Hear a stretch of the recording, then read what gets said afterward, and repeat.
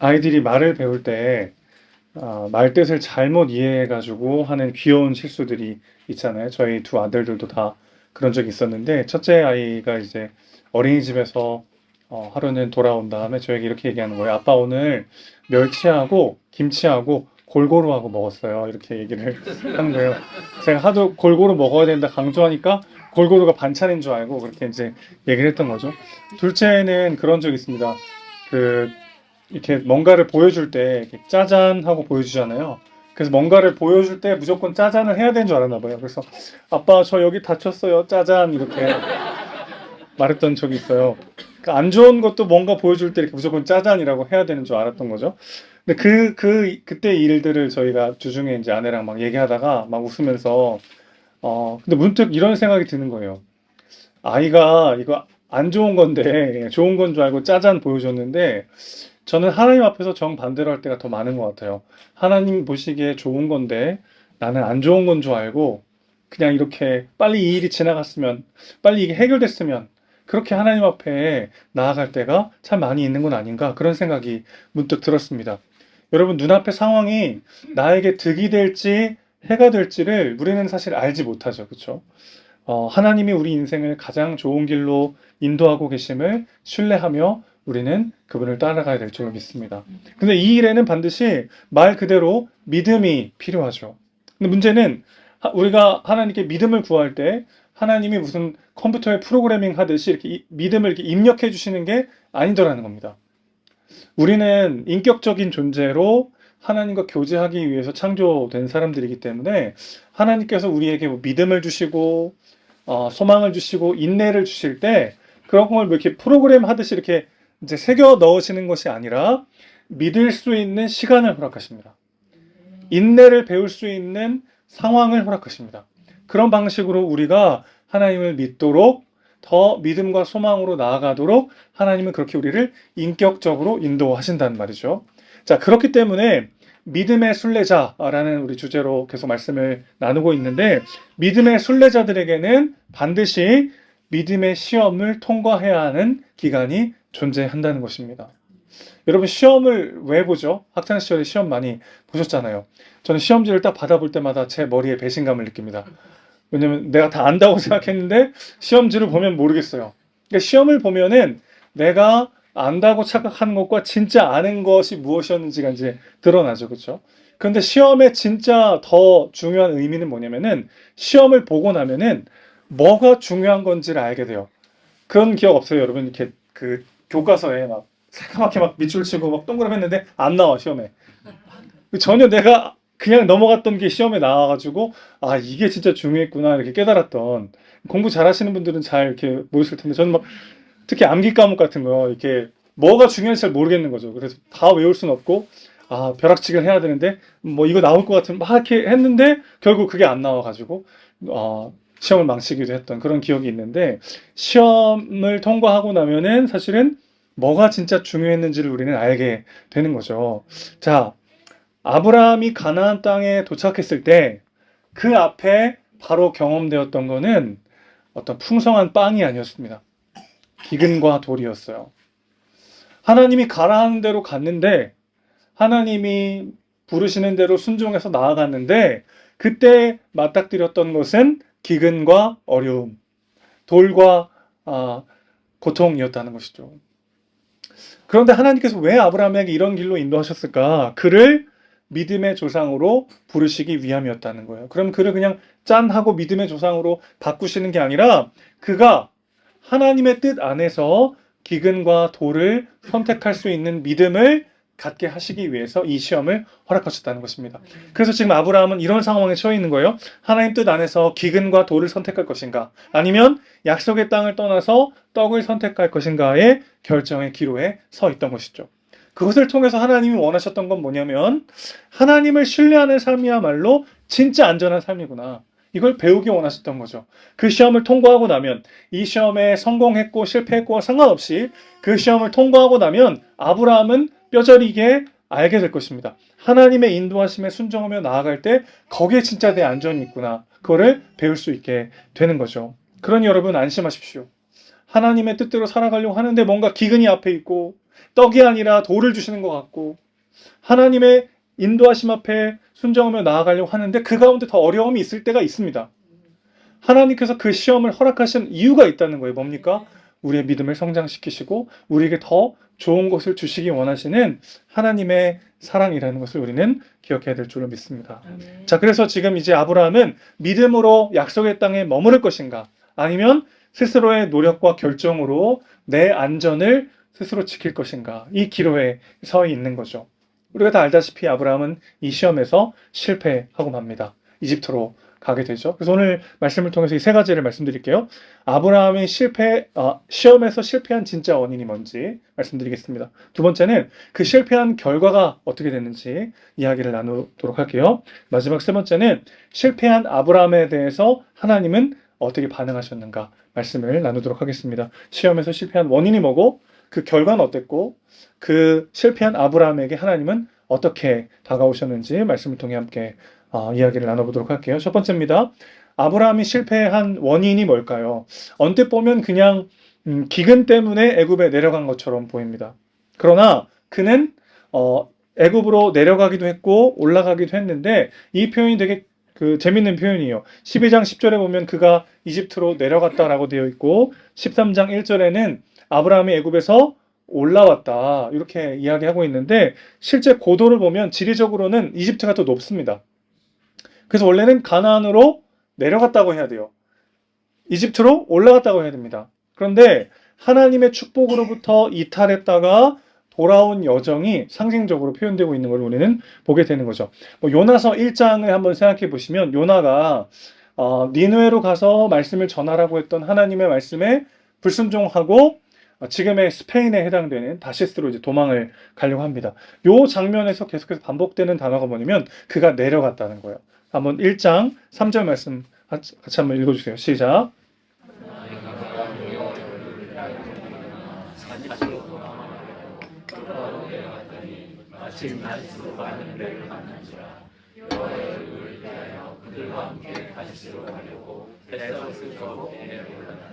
네, 여기 보면 먼저 그가 욥바로 내려갑니다. 그렇죠?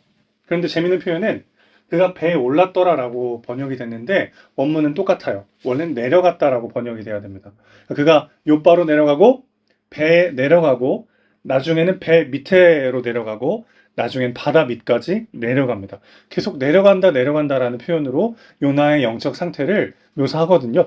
이런 방식으로 아브라함의 지금 영적 상태가 묘사되고 있는 거죠. 그는 사실 기근 자체가 아니라 안전에 대한 두려움 때문에 넘어졌다는 것을 우리는 보게 됩니다.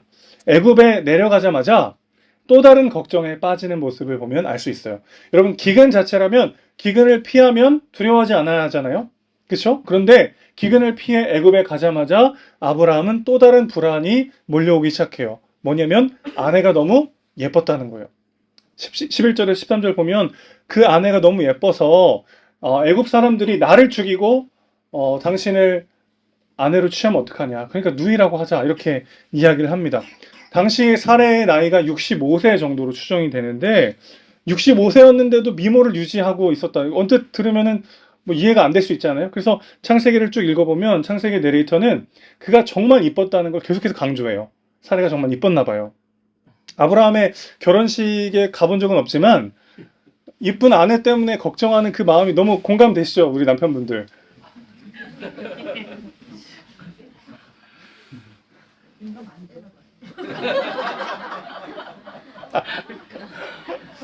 저는 되게 공감이 되더라고요. 네, 아내를 빼앗길 것 같은 두려움. 네. 그런데 생각해보면 그를 행복하게 만들었던 바로 그 일이 그를 두려워하게 만들기 시작했습니다. 두려움의 속성이라는 게 원래 이래요. 기쁨이 크고 만족이 클수록 그것을 상실할지도 모른다는 불안이 동시에 커져갑니다. 나에게 큰 기쁨을 주고 의미와 보람을 느끼게 하는 무언가 더 점점 중요해지는 무언가, 그것을 잃어버리면 내 존재를 잃어버릴 것 같은 그 두려움이 우리 안에 더 커지게 되어 있는 거죠. 무슨 얘기를 하고 있는 거냐면 우리가 우리 삶의 기쁨과 행복과 만족을 지키기 위해서 내가 가지고 있는 것을 빼앗기면 안 되는 게 아니라 내가 갖고 있는 것을 지키는 것 이상의 무언가가 더 필요하다는 것입니다. 근원적 두려움이요. 내 존재, 내 삶을 안전하게 지킬 수 있는 무언가, 그게 정말 있어야만 내가 가진 것을 빼앗기건 성취하건 소유하건 빼앗기건 상관없이 흔들리지 않는 담대함을 우리가 누릴 수 있게 되서라는 거죠. 우리의 기쁨과 행복을 순식간에 깨트려버릴 수 있는 일이 얼마나 많습니까? 그런데 가만히 생각해보면 그 모든 것들이 나를 기쁘게 하던 일들일 때가 많아요.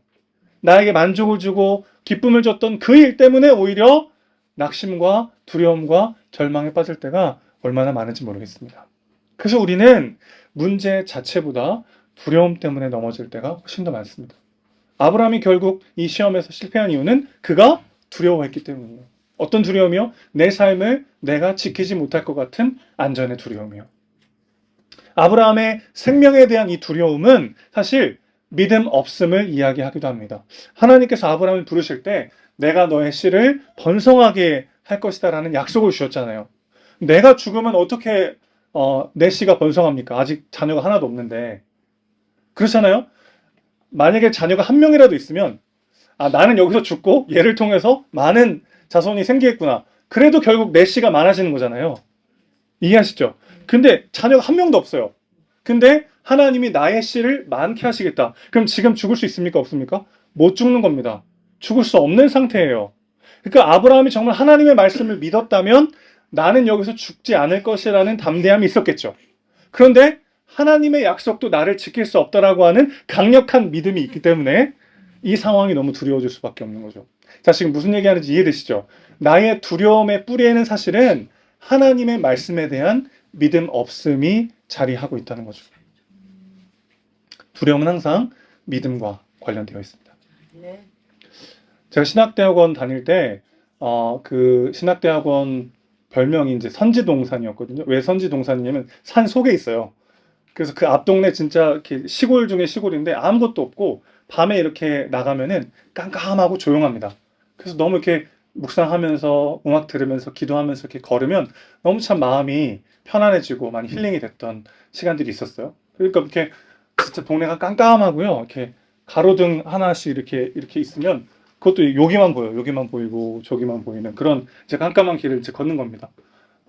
어느 날도 이렇게 운동하고 있는데 갑자기 그 요만큼 보이는 그 가로등 밑으로 제 한 허리쯤 돼 보이는 큰 개가 한 마리 확 나타나는 거예요.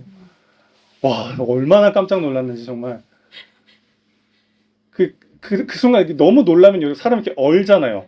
이러지도 저러지도 못해요. 가만히 있으면 앞에를 물릴 것 같고 도망가면 뒤를 물릴 것 같아가지고 뭐 어찌할 수 없는 그런 상황입니다. 너무 막 두려운데 이제 점점 더 그 개가 저한테 다가오는데 목줄이 보이고 뒤에 주인이 목줄을 잡고 이렇게 오는 거예요. 그걸 딱 보자마자 얼마나 안도했는지. 여러분, 우리 앞에 모든 문제들은 사실 목줄이 매여 있는 개에 불과합니다. 하나님께서 우리에게 허락하시는 모든 고난과 어려움은 하나님의 통제 안에 있는 그분이 사용하시는 우리의 시험에 불과하기 때문에 그렇습니다. 근데 우리는 잠깐의 그 문제를 보면서 너무 놀라고 두려워서 절망에 빠질 때가 많지만 기억하셔야 합니다. 그 모든 시험과 문제는 항상 목줄이 단단히 매여 있는 개에 불과하다는 거예요. 우리가 문제를 볼 것이 아니라 그 문제를 사용하셔서 우리를 더 강건한 믿음의 사람으로 하나님을 따라가는 하나님의 자녀로 완성하시는 하나님의 시험이고 하나님의 쓰시는 순간이라는 것을 기억할 때 오늘 우리가 다시 한번 담대히 일어날 수 있게 될 줄로 믿습니다. 두 번째로 넘어가죠. 그 실패의 결과가 어땠습니까? 아브라함은 결국 하나님을 믿지 못했고 시험에 실패했어요. 자기만의 선택을 해가지고 애굽으로 내려갔습니다. 그 결과는 어떠했나요? 스스로의 계산, 스스로의 노력으로 자기만의 결정을 내렸지만 그건 더 큰 공경에 아브라함을 빠뜨리기 시작했습니다. 오늘 14절 15절 보면은 아브라함의 예상처럼 애굽 사람들이 사례의 아리따움을 보기 시작했어요. 그런데 아브라함이 예상하지 못했던 게 있어요. 뭐냐면 바로의 고관들도 남자들이라는 겁니다. 그들도 딱 보니까 너무 예쁘거든요. 그래서 당장 바로에게 가서 그것을 이야기합니다. 그래서 결국 바로의 궁에 사례가 가게 된 거죠. 이거는 무슨 사례가 팔자 고치고 그런 의미가 아니에요. 바로 왕의 수많은 궁녀들 중에 하나가 된 겁니다. 그러니까 이제 그 어떤 자유도 다 빼앗기고 왕이 부르면 언제든지 와서 자기 몸을 바쳐야 되는 비참한 인생이 되는 거예요. 이제 사례는. 이 모든 거를 아브라함이 예상했을까요? 아니요, 전혀요. 그가 정말 여차하면 내가 아내를 팔아버리고 나 혼자 살아야지 그 마음으로 이렇게 결정했을 거라고는 저는 생각하지 않습니다. 그가 생각했던 건 오히려 이런 거가 아닐까 싶어요. 자기 아내를 누이라고 말하면 여러 사람들이 서로 자기 부인으로 달라고 할 거 아니에요. 그러면 서로 경쟁하면서 시간을 벌다가 기근이 끝나면 돌아가려고 했던 그런 계산이었겠죠. 여러분, 라반이 야곱에게 했던 바로 그 방법이요. 야곱이 삼촌에게 얘기합니다. 라헬이 너무 아름답습니다. 저에게 아내로 주십시오. 그랬더니 외삼촌 라반이 뭐라고 말합니까? 나를 위해 7년을 봉사해라. 이런 방식으로 아마 서로 아내를 차지하려고 경쟁할 때 시간을 벌다가 기간이 끝나면 돌아가야 되겠다. 이 정도 계산했던 것 같아요, 아브라함은. 그런데 언제 우리 인생에 우리가 계산한 대로 되나요? 우리의 삶이 우리가 계획하고 준비한 대로 그대로 다 흘러갑니까? 그렇지 않죠. 아브라함이 생각지도 못했던 어려움 속으로 그는 점점 더 내려가고 있는 거죠. 결국 바로가 사례를 데려가고 양과 소와 노비와 암수 나귀와 낙타를 얻게 됩니다. 이건 이제 전문용어로 빼박이라고 하죠. 빼박. 또 갚을 수도 없어요. 그거를 이제 받았으니까 이제 자기 힘으로는 도저히 이 상황을 돌이킬 수가 없게 된 거죠. 결국 아브라함은 스스로 풀어내려 했던 자신의 삶을 스스로 망쳐버리는 선택을 하게 되더라는 것입니다. 그는 애굽의 복이 아니라 결국 애굽의 민폐가 되고 맙니다. 17절 보시면 그로 인해서 애굽에 재앙이 일어납니다. 그게 일종의 성병이었던 것 같아요. 바로와 그 모든 궁궐의 남자들이 원인 모를 성병에 걸려서 이게 어찌 된 일이냐? 아브라함의 누이를 데려왔기 때문에 뭔가 신이 노하셨구나. 이렇게 이제 해석이 된 거죠. 결국 아브라함을 소환해가지고 따지기 시작합니다. 19절 보세요. 바로가 막 호소하는 거예요. 어찌하여 이렇게 행하였느냐? 이 장면을 여러분 생각해 보세요. 아니, 너 하나님을 믿는 사람이 왜 이런 말도 안 되는 일을 벌였느냐? 당신들이 나를 죽이고 내 아내를 빼앗아갈까 봐 난 두려워서 그랬습니다. 아니, 하나님을 믿는다는 사람이, 이 천지 만물을 주관하시는 그 신을 믿는다는 그런 사람이 왜 두려워하냐? 바뀐 거 아니에요, 여러분, 순서가? 세상 사람들은 믿음 없음을 지탄하고 한탄하여 어찌하여 그렇게 했느냐? 아브라함에게 이야기하고 있습니다. 이집트의 복이 아니라 이집트의 민폐가 된 거예요, 아브라함이. 원래 아브라함은 무엇을 위해서 부름받았습니까? 복이 되기 위하여 부름받았습니다. 이게 어떤 뜻이었죠? 열방이 아브라함을 통해 하나님의 복을 받게 되는 어마어마한 축복이죠. 그런 거죠. 저 사람이 우리 회사에, 우리 공동체에 들어온 건 참 감사한 일이야. 당신은 우리 복덩이야, 복덩이. 이런 삶을 위해서 아브라함이 부름받은 거예요. 근데 아브라함은 복덩이가 아니라 민폐 중에 상민폐가 되고 말았어요. 불순종의 결과는 너무나 비참했습니다. 넘어짐의 결과는 더 큰 두려움과 절망이었어요. 여러분, 사실 우리는 늘 착각하는 게 있어요. 뭐냐면 우리가 하나님의 말씀에 순종하는 것은 어렵다고 생각합니다. 그런데 한번 생각해 보세요. 하나님께서 정말 이 세상을 창조하셨고 이 세상을 다스리시는 분이라면 그 말씀대로 살아갈 때 가장 자연스럽고 가장 행복할 수밖에 없습니다. 여러분, 사랑하는 게 더 쉽나요? 미워하는 게 더 쉽나요? 질문을 바꿔볼게요. 사랑하는 게 더 빨라요? 미워하는 게 더 빨라요? 미움이 더 빨라요. 미움이 더 익숙해요. 그런데 사랑하는 것보다 미워하는데 더 큰 에너지가 듭니다. 누군가 용서하지 못하는 미워하는 사람이 가슴에 한 명 생기면 어때요? 일단 잠도 잘 안 오고 입맛도 없고 그 사람만 봐도 그냥 마음이 그냥 다시 분노가 들끓고 그거를 잠재우고 내 일상을 살아가려면 어마어마한 에너지가 들어요. 차라리 사랑하는 게 쉬워요. 감사가 쉬워요? 원망이 쉬워요? 언뜻 보면 원망에 더 익숙할 때가 있습니다. 누군가를 원망하고 비난하면 마음이 편해요. 그냥 그 사람 탓해버리고 넘겨버리면 되니까요. 그런데 원망하면 원망할수록 우리의 마음은 더 지치게 되죠. 감사가 어렵나요? 감사하는데 돈 들지 않습니다. 감사하는데 막 우리가 막 체력을 다해가지고 막 그럴 필요 없어요. 그냥 요거만 입만 있으면 돼, 입만. 특히 저 입이 작잖아요. 요 입만 있으면 감사는 뭐 누구나 할 수 있습니다. 근데 놀라운 건 감사할수록 또 다른 감사가 붙고 또 다른 감사가 발견되고 또 다른 감사가 우리 안에 충만하게 넘치는 거죠. 그러니까 한번 생각해 보세요. 하나님이 사랑하라고 명령하시고 범사에 감사하라고 명령하시고 기뻐하라고 명령하시고 하나님의 말씀대로 살아갈 때 언뜻 보면 그게 내 삶을 더 힘들게 할 것 같은데 언뜻 보면 그 말씀에 순종하는 게 더 어려울 것 같은데 사실 돌아보면 순종하는 삶이야말로 우리를 가장 안전하게 가장 자유하게 가장 큰 의미와 만족을 주는 삶으로 우리를 인도하더라는 거예요.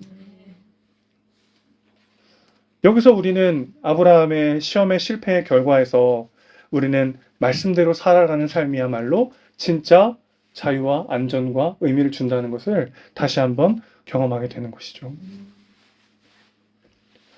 하나님이 인도하신 대로 사는 건 뭔가 답답하고 내 마음에 들지 않을 것 같은 느낌이 들 때 말씀에 내 삶을 내어 던지는 우리가 되길 소망합니다.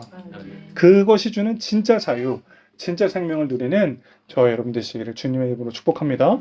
마지막 세 번째입니다. 결국 이렇게 시험에 실패한 아브라함에게 하나님은 어떻게 반응하십니까? 아브라함은 하나님을 믿지 못했지만 하나님은 신실하게 그를 사랑하셨습니다. 아브라함이 약속을 저버리고 약속의 땅을 떠난 그때도 하나님은 신실하게 약속을 지키셨어요. 20절 보시면 아브라함이 결국 부자가 되어서 애굽에서 가나안 땅으로 돌아오게 됩니다. 하나님이 약속하신 그대로요. 내가 너에게 복을 주고 복을 주겠다. 너의 이름을 창대하게 하겠다. 약속하셨던 그대로 부자가 되어서 물론 아내 때문에 부끄럽게 부를 얻었지만 부자가 되어서 다시 가나안 땅으로 돌아오게 됩니다. 여러분 하나님은요. 우리가 순종할 때 기뻐하시며 우리를 사랑하십니다. 우리가 불순종할 때는요. 슬퍼하시면서 우리를 사랑하십니다. 우리가 순종할 때 하나님은 기뻐하시면서 우리에게 좋은 것을 주세요. 우리가 불순종할 때 우리 하나님 슬퍼하시면서 우리에게 좋은 것을 주십니다. 우리가 순종할 때도 우리가 불순종할 때도 하나님은 우리를 사랑하십니다. 이것이 종교와 복음의 차이죠. 세상 다른 모든 종교, 세상이 돌아가는 방식은 뭐예요? 내가 한 만큼 받는 거죠. 아니 때로는 한 만큼도 못 받을 때가 있어요. 내가 열심히 내 공로와 자격을 쌓아서 그 대가를 신을 감동시켜서 그 축복과 은혜를 받아 누리는 게 종교의 시스템이죠. 근데 복음은 뭐라고 말합니까? 내가 하나님을 사랑하지 않을 때도 그분은 나를 먼저 사랑하셨다고 합니다. 내가 그분의 말씀대로 살지 못하는 그 순간에도 하나님은 우리를 사랑하시고 우리에게 좋은 것을 주시는 분이시라는 것이죠. 자, 이런 복음의 메시지를 들으면 제 안에 어떤 마음이 드냐면은 불순종해도 크게 어려움이 없겠다라는 생각이 들어요. 내 마음대로 살고 그래도 사랑받으니까 그래도 되지 않을까라는 이런 얄팍한 꼬인 마음이 드는데 오늘 아브라함의 이 불순종의 결과를 다시 한번 생각해 보세요. 그가 넘어지고 깨지는 이 모든 과정을 통해 결국 그는 여전히 하나님의 사랑을 받고 하나님의 은혜 안에 있지만 그가 경험했던 실패가 얼마나 그를 힘들게 했습니까? 그렇죠? 밤잠 자지 못하게 하는 두려움과 고독과 절망의 시간을 보내야만 했습니다. 왜죠? 그가 약속의 땅을 떠나 하나님의 말씀에 불순종했기 때문에. 불순종의 대가는 우리가 지불하지 않지만 불순종의 결과는 결국 우리가 짊어지게 되는 거죠. 또 한 가지 생각해야 될 게 있어요. 그런 우리를 바라보시는 아버지 하나님의 마음을 생각하셔야 합니다. 여러분, 우리 자녀들이 똑같은 실수를 계속 반복한다고 해서 부모 자식 간의 연이 끊기나요? 내가 세 번 기회를 줄게. 근데 네 번째니까 이제 호적에서 팔게. 이렇게 하진 않잖아요. 자녀가 똑같은 실수를 반복적으로 저질러도 부모 자식 간의 연은 끊어지지 않아요. 다만 부모의 마음이 끊어질 뿐이죠. 누가 봐도 뻔한 앞길이 뻔히 보이는 잘못된 결정을 내리고 또 똑같은 실수, 똑같은 어려움에 빠져있는 자녀의 모습을 보는 부모의 마음이 찢어지는 거죠. 우리 하나님도 마찬가지입니다. 우리가 순종할 때 기뻐하시면서 우리를 사랑하시고 우리에게 좋은 것을 주세요. 우리가 불순종할 때 찢어지는 마음으로 안타까운 마음으로 슬퍼하시며 우리를 사랑하시고 우리에게 좋은 것을 주십니다. 그게 우리 하나님 아버지의 마음인 것이죠. 그러나 사실 우리에게는 눈앞의 기근과 도를 피해서 나만의 안전, 나만의 기쁨, 나만의 성취를 찾아가고 싶은 마음이 너무 크죠, 사실. 아니, 당장 눈앞에 기근과 돌이 있는데 어떻게 그것을 순종하며 나아갈 수가 있겠습니까? 그렇게 우리도 하나님의 시험에 실패하고 넘어질 때가 참 많이 있어요. 그럼에도 불구하고 우리 하나님은 우리를 끝까지 사랑하십니다. 우리가 불순종했는데 하나님은 우리에게 순종한 자의 복과 은혜를 주십니다. 왜 그러실까요? 그에게 순종했던 유일한 아들이 우리 대신 기근과 도를 받으셨기 때문입니다. 마태복음 4장을 보시면 예수님께서 공생애를 시작하실 때 제일 먼저 하나님께서 그를 광야로 내쫓으시죠. 성령에 이끌려 예수님이 광야로 나아가십니다. 그때 하나님이 예수님께 명령하시는 거예요. 너는 광야로 가라. 거기 가서 굶어라. 언제까지인지도 모르고 예수님은 그 말씀에 순종하세요. 그 대가는 무엇이었죠? 그는 떡 대신 돌을 받으십니다. 그는 생선 대신 뱀을 받으십니다. 40일간의 지독한 금식을 마치고 뱀으로 상징되는 마귀가 주님 앞에 나타나 또 시험을 걸어요. 그러나 우리 주님은 끝까지 말씀 붙잡고 그 시험을 통과하시죠. 그 결과는 무엇이었습니까? 그분의 모든 것을 빼앗기는 것이었습니다. 마지막 남은 옷자락 하나까지도 다 빼앗기시고 그분은 자신의 모든 물과 피를 다 쏟아내셔야 했습니다. 왜 그렇습니까?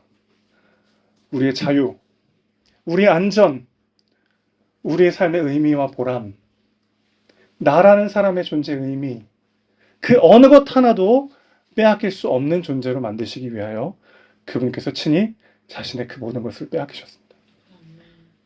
여러분, 그분이 다 빼앗기시며 우리에게 보장하신 이 엄청난 축복과 은혜를 믿음으로 누리시기를 주님의 이름으로 축원합니다. 아멘. 나의 자유, 나의 평판, 내 삶의 안전, 누군가의 칭찬과 인정과 사랑, 내 인생에 대한 의미와 보람을 빼앗길까봐 두려워 계십니까? 그리스도를 보십시오. 그분이 완전히 모든 것들을 빼앗기셨습니다. 그분이 우리 대신 기근과 도를 받으셨습니다. 그분이 완전히 순종하심으로 하나님께서 우리가 불순종할 때도 우리에게 순종한 자의 복을 주십니다. 그분 안에 우리의 영혼이 안전합니다. 그 은혜를 누리는 자만이 기근과 돌 앞에서도 담대히 순종하며 나아갈 수 있게 될 줄로 믿습니다. 그리고 거기는 기근과 돌이 아니라 하나님이 우리에게 주신 진정한 생명의 길이요 축복의 길이 될 줄로 믿습니다.